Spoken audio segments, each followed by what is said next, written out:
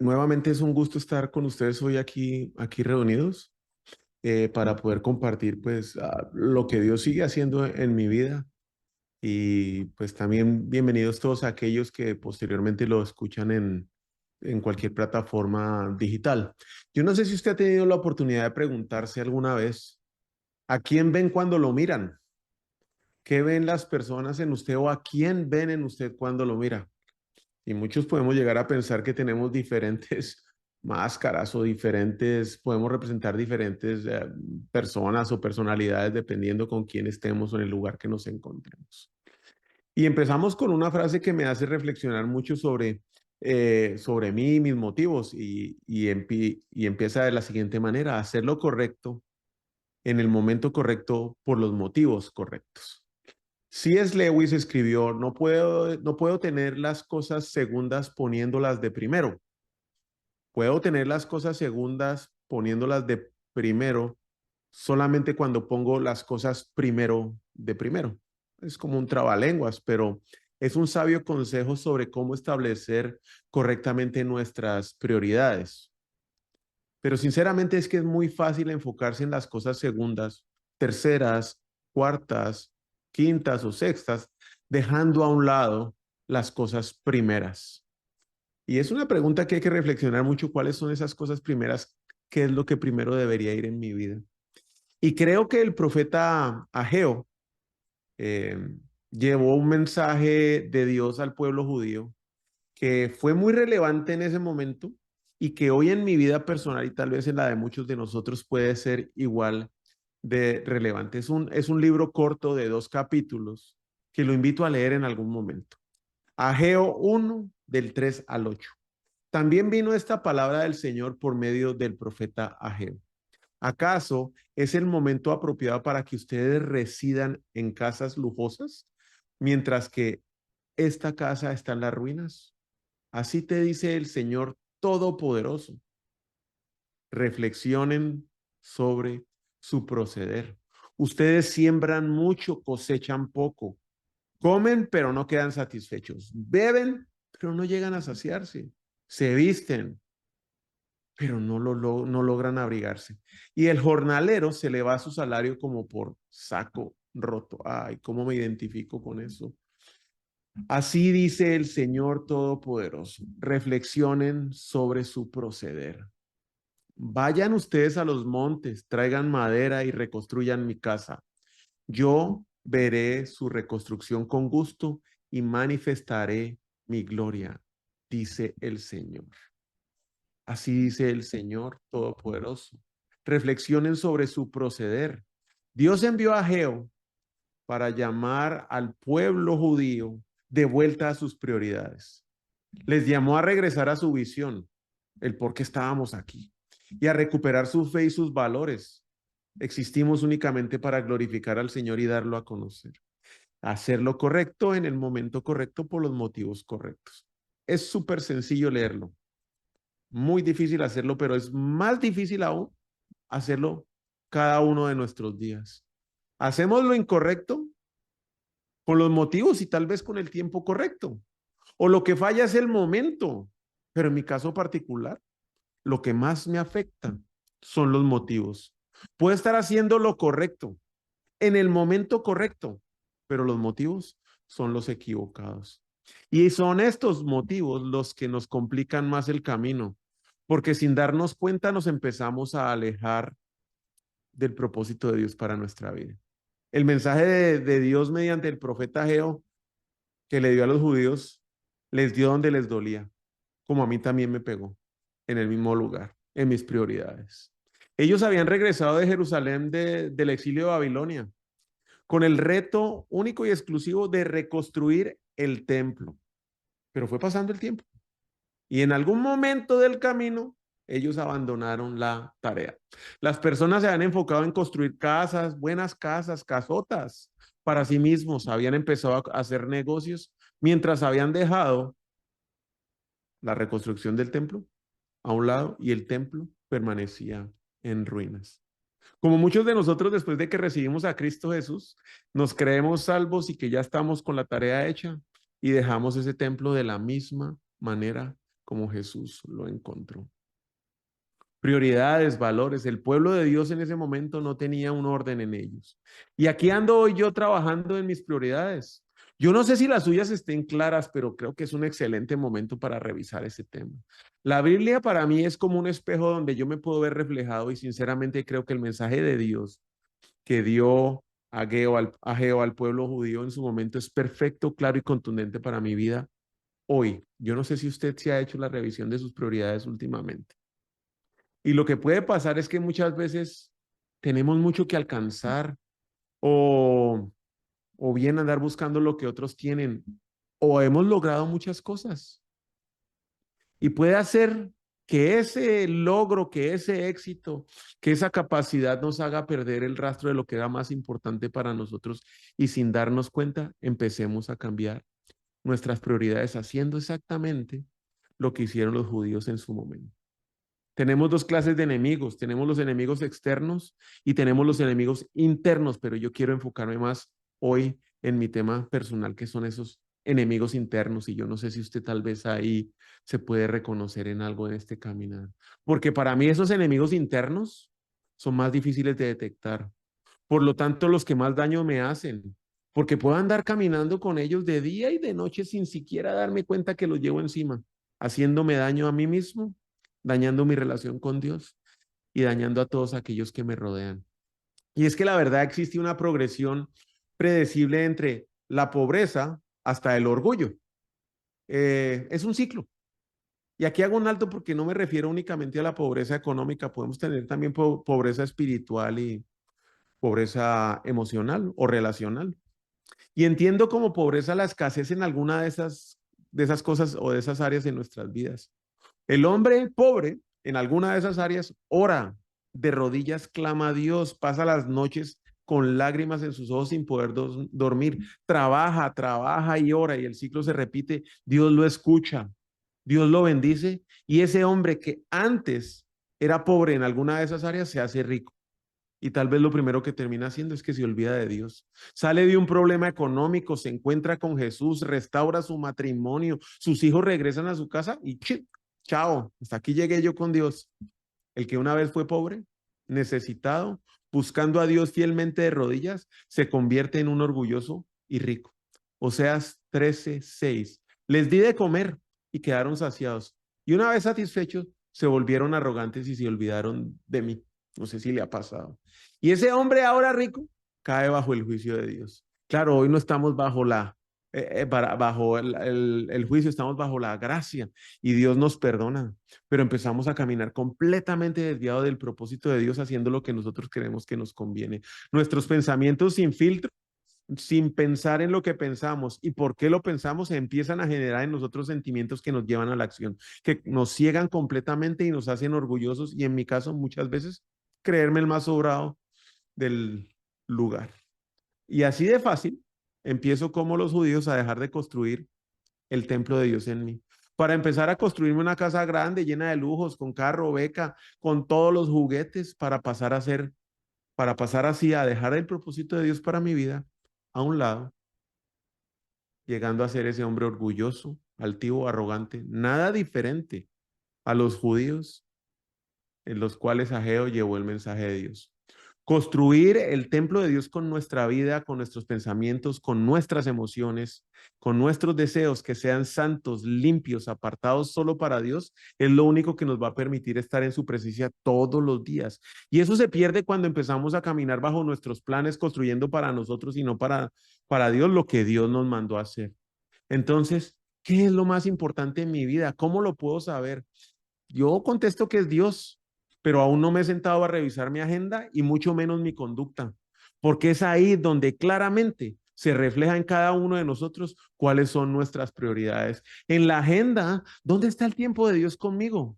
Sí lo tengo por lo menos escrito en la agenda y en qué parte de la agenda está cuando me sobre el tiempo después de la reunión o lo tengo como una prioridad. Y si lo tengo como una prioridad, cumplo con él, llego a esa reunión que yo agendé.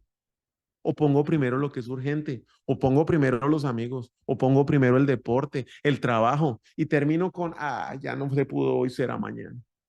¿Cómo está esa agenda? ¿Cómo está esa agenda? Y yo creo que eso es una revisión que no se debe hacer una vez al mes, una vez al año, sino es una vez al día. ¿Y cómo está mi conducta? ¿Cómo está ese trabajo interno con mi egoísmo, con mi envidia? ¿Qué tal con el perdón o con la falta de perdón o con el perdón que debo ir a pedir?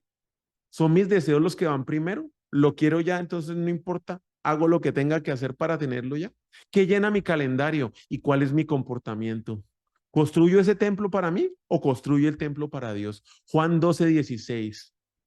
Aquí llega Jesús recién después de haber terminado de hacer su primer milagro en la fiesta donde convirtió el agua en vino y se encuentra en el templo del Padre y dice a los que vendían palomas les dijo, saquen esto de aquí.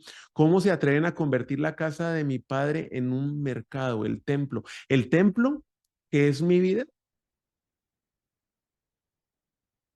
Y digo que todo lo que hago y construyo es para que Dios viva, termina siendo un mercado y lo ofrezco al mejor postor, a mis deseos, a mis placeres, a mis gustos. Liderarnos a nosotros mismos, construir el templo de Dios en nuestras vidas personales significa perder el derecho a ser egoísta. Los obreros en el tiempo de Egeo habían dejado su propósito original de reconstruir el templo de Dios y se habían puesto a trabajar para construir sus casas y sus negocios y abandonaron ese propósito inicial y consideraban que sus acciones no contradecían su fe. Trabajaban durísimo, pero no obtenían resultados. Gastaban mucho, pero poco recibían a cambio y se sentían insatisfechos con su producción, que creo que son algunos de los indicadores de gestión que cuando vamos caminando bajo nuestros deseos y intentando construir nuestros templos y no el templo de Dios, es algo que se va a manifestar en nuestra vida.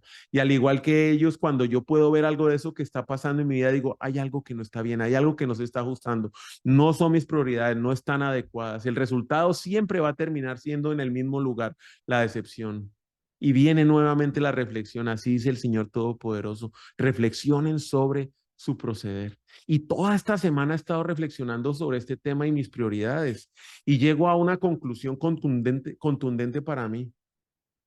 No es lo que yo quiera, no es cuando yo quiera, no es como yo quiera, es lo que Dios quiere para mi vida. Y ahí viene Andrés.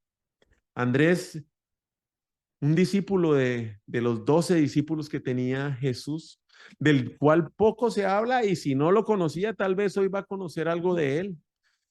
Está la historia en Juan 1:35 al 41. Y estaba Juan el Bautista. Al día siguiente, Juan el Bautista estaba de nuevo allí con sus dos discípulos, uno de ellos Andrés. Y al ver que Jesús pasaba por ahí, Juan el Bautista dijo, ahí tienen al Cordero de Dios. Cuando los dos discípulos, entre ellos uno de Andrés, le oyeron decir esto, siguieron a Jesús. Jesús se volvió y al ver que lo seguía, les preguntó, ¿y ustedes qué buscan? Rabí, le preguntan ellos, ¿dónde te hospedan? Rabí significa maestro. Vengan a ver, les contestó Jesús, los invitó a que lo siguieran. Y ellos fueron, pues, y vieron dónde se hospedaba. Y aquel mismo día se quedaron con él. Eran como las 4 de la tarde. Andrés, que fue el que siguió a Jesús, hermano de Simón Pedro, era uno de los dos que al oír a Juan habían seguido a Jesús. Andrés encontró primero a su hermano Simón y le dijo, hemos encontrado al Mesías, es decir, a Cristo. A pesar de que Andrés es uno de los 12 discípulos de Cristo, a Andrés solo lo mencionan como 12 veces en la Biblia y creo que eso es el máximo. Contrario, muy contrario a lo que pasó con su hermano Pedro, que era ruidoso y bien conocido. A Andrés no se le ve predicándole a las masas, escribiendo epístolas o siendo liberado de una cárcel por los ángeles. Si Andrés participó en milagros, sanidades, es algo que no tenemos ni idea porque él nunca fue el centro de la atención. Pero aunque muchos no lo piensen, yo creo personalmente que fue una pieza clave para el papel que él desempeñó, perdón, en el reino de Dios. Gracias a Juan el Bautista, Andrés conoció a Jesús y recibió una invitación para pasar una tarde con él. Y al final de esa tarde, Andrés estaba convencido que se había encontrado con el Mesías, con el Salvador. Y Andrés se fue de ahí, narra la Biblia, y se encontró primero a su hermano, a Simón, y le dijo, Simón, Simón, hemos encontrado al Mesías. Y luego Andrés lo llevó a Jesús, quien se quedó mirándolo fijamente y le dijo: tú eres Simón, hijo de Juan, serás llamado a partir de este momento Pedro. Y si no hubiera sido por Andrés, el mundo quizás nunca hubiera oído hablar de Pedro. Y Simón posiblemente se hubiera pasado el resto de sus días comprobando sus redes de pesca y dedicado a la pesca en vez de salir a cambiar el mundo. Andrés no estaba en el escenario, no era el que a todo el mundo buscaba, no era quien tenía más seguidores en Instagram o TikTok. Está claro que una posición no hace a una persona, como tampoco la influencia se gana en una posición por ser muy vista o muy grande.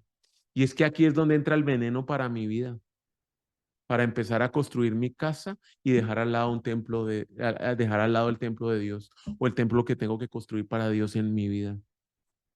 Y es que creo que a mí no solamente es el que me pasa eso, porque me puedo pasar grandes horas del día, me puedo pasar días del mes o me puedo pasar meses enteros pensando en el futuro con planes y proyectos gigantes, con viajes y lugares esplendorosos, sentado en las mejores sillas y siendo el primero en la mesa, en los mejores restaurantes y bajo el reflector de la luz. Y es en ese momento cuando yo quedo ciego, en lo segundo, en lo tercero, en lo cuarto y en lo quinto, dejando lo primero a un lado. Y es entonces cuando hacer lo correcto en el momento correcto y por los motivos correctos se hace relevante en mi vida. Me doy cuenta que me desvié. Servir a Dios y permanecer en su presencia se vuelve la prioridad en mi vida. No es lo que yo quiera o desee. No es cuando yo quiera o desee. Hoy el mundo más que nunca necesita siervos dispuestos que si están en un lugar remoto o estando en el anonimato, no importa, estén dispuestos a servir y no ser servidos. Las personas quieren saber cómo es Dios y para hacerlo pueden ir a mirar a Jesús. Y si quieren saber esas mismas personas cómo es Jesús, deberían mirar a sus seguidores, o sea, a usted y a mí. Para que los demás puedan ver a Cristo en mí, debo tener como prioridad a Cristo, prioridad única a Cristo en mi vida. Y eso es lo único que lo hace posible que ellos puedan ver cómo es Cristo en mí. No importa en qué lugar o en qué posición lo haga. No importa si estoy bajo el reflector o lejos de él. Eso es completamente irrelevante. La invitación que hizo Jesús a los discípulos en ese momento es la misma que hoy debemos hacer a quienes buscan a Jesús. Vengan a ver, vengan a ver. Vengan a ver, fue la respuesta que Jesús le dio a sus discípulos. Él tenía muy claras sus prioridades y en el lugar primero, primero Dios y hacer la voluntad de Dios. Padre, si quieres, no me hagas beber este trago amargo, pero no se cumpla mi voluntad, sino la tuya. Él la tenía clara. Una pregunta difícil de responder para hoy. ¿Pueden ver los demás a Cristo en mí? Por eso arranqué con esta pregunta y con el título del mensaje. ¿A quién ven a mí? ¿A quién ven en mí cuando me miran? ¿Pueden los demás ver a Cristo en mí? Y ahí viene nuevamente a Jehová, así dice el Señor Todopoderoso. Reflexionen sobre su proceder. ¿A quién ven? La vida de Andrés sí me puso a reflexionar, porque Andrés era más una tortuga que una liebre. Estaba detrás de los reflectores y no enfrente. No era el que alborotaba las masas, pero él era el que calladamente usaba todos sus dones para conectar todo lo que pasaba alrededor. Lo primero que Andrés hacía es que conectaba a los demás con Cristo, conectaba a los otros con Cristo. Entre los que habían, Juan 12, 20 al 22, entre los que habían subido a adorar a la fiesta había algunos griegos. Estos se acercaron a Felipe, que era de Betsaida de Galilea, y le pidieron, Señor, queremos ver a Jesús. Felipe fue a decírselo a Andrés. Y entonces ambos fueron a decírselo a Jesús. Y él hacía esto de conectar a todos con Jesús, viviendo su día a día, siendo fiel y teniendo las prioridades siempre claras. No me imagino la lucha que debió tener internamente porque fue el de los dos primeros que conoció a Jesús. Y cuando trajo a su hermano fue el que salió a reventar las masas, a escribir epístolas. No fue él.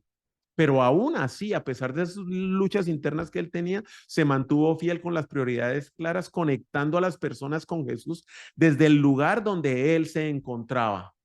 No importaba. Cuando las personas veían a Andrés, seguramente podían saber cómo era Jesús. Lo segundo que Andrés hacía era que conectaba los recursos disponibles con las necesidades urgentes. Y eso lo vemos en Juan 6, del 8 al 9. Otro de sus discípulos, Andrés, que era hermano de Simón Pedro, les dijo, aquí hay un muchacho que tiene 5 panes de cebada y 2 pescados.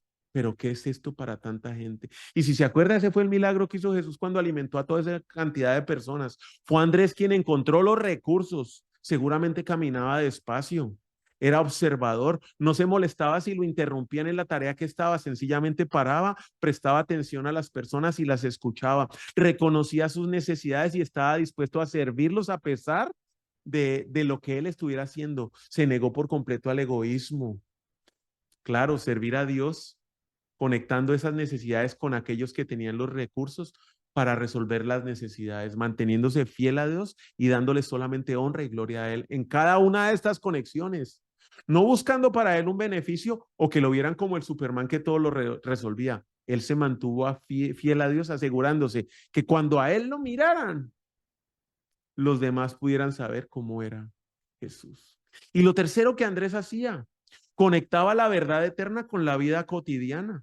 En Marcos 13 lo vemos. Más tarde estaba Jesús sentado en el Monte de los Olivos frente al templo. Y Pedro, Jacobo y otra vez Andrés le preguntaron en privado, dinos, ¿cuándo sucederá todo esto? ¿Y cuál será la señal de que todo está a punto de cumplirse? El trabajo de Andrés fue en lo privado, en el anonimato y calladamente. Nada tuvo de fanfarria, tambores, reflectores, no, él no estaba en la tarima, él se mantuvo fiel desde el lugar donde Dios lo puso, haciendo lo que se debía hacer en el momento que se debía hacer lo correcto en el momento correcto por los motivos correctos. Andrés tenía claras sus prioridades, ser fiel a Dios, darle honor y gloria solo a Él. Su diario vivir reflejaba lo eterno, asegurándose que cuando lo miraran a Él, los demás pudieran saber cómo era Jesús. Porque un discípulo fija su mirada únicamente en el Salvador, como lo dice en Hebreos 2, 12:2 la palabra de Dios. Fijemos la mirada en Jesús, el iniciador y perfeccionador de nuestra fe, quien por el gozo que le espera soportó la cruz, menospreció la vergüenza que ella significa y ahora está sentada a la derecha del trono de Dios. Hoy creo tener muy claro mi propósito, que no se trata nada que ver desde dónde lo haga, pero sí todo que ver con mi prioridad y es mantenerme fiel a Dios, sirviéndolo y viviéndolo en su presencia, conectando a los demás con Jesús, conectando recursos disponibles con necesidades urgentes y conectando la verdad eterna con la vida cotidiana, que cuando me vean a mí puedan saber cómo es Jesús. Quiero ser ese seguidor. Y para terminar hoy con una pregunta, ¿pueden los demás ver a Cristo en usted? Es un tema complicado y es un trabajo que requiere muchísimo, muchísimo esfuerzo. Y los invito a revisar detenidamente, a reflexionar sobre sus agendas, sobre sus actitudes para poder ser esa persona que cuando lo miren refleje únicamente a Jesús. Muchísimas gracias por el tiempo de hoy. Es un mensaje más breve, pero para mí ha sido contundente y muy revelador. Y agradezco la vida de cada uno de ustedes que me motiva a seguir haciendo esto miércoles tras miércoles. Los amo. Sinceramente, para mí es un gozo poder compartir lo que Dios hace en mi vida y vamos a terminar orando.